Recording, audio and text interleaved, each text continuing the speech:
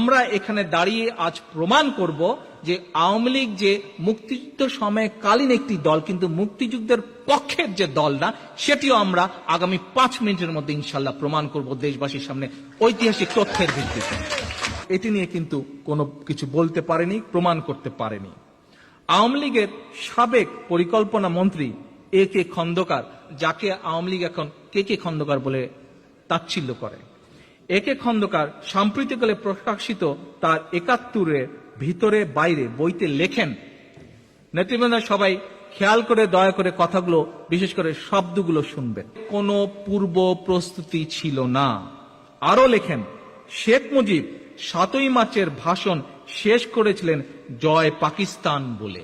নেতৃবৃন্দ, আওয়ামী লীগের একটি পোস্টার আপনাদেরকে আমি দেখিয়েছি, এবং এই যে খন্দকার সাহেবের কথাটি যে কত সঠিক এবং কত সত্য, সেই পোস্টার আজ তা প্রমাণ করে দেয়।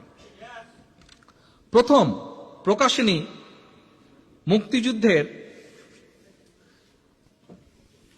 আচ্ছা আমরা বোধহয় একটা ভিডিও মিস করে গেছি না, একটা অডিও মিস করে গেছি। নেতৃবৃন্দ, আপনাদেরকে একটু পিছনে আমি এখন নিয়ে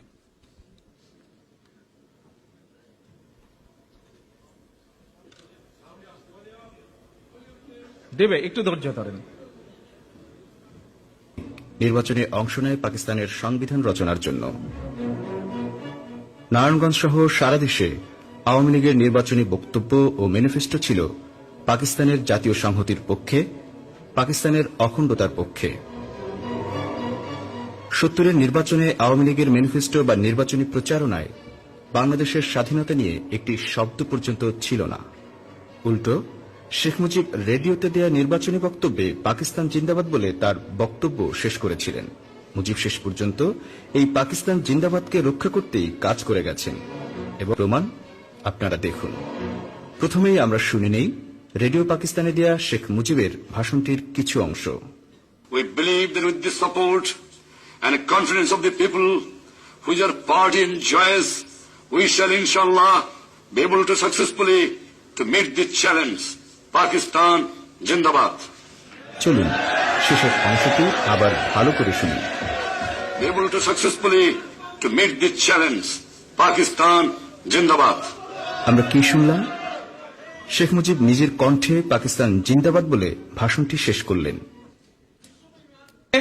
পৃথিবীতে যত রকম টেকনিক্যাল টেস্ট আছে, যে কোনটি কোন মানুষের গলা বোঝা যাবার টেস্ট আছে, এই টেস্টগুলো আমরা ফেস করার জন্য রেডি আছে। পারলে আসেন।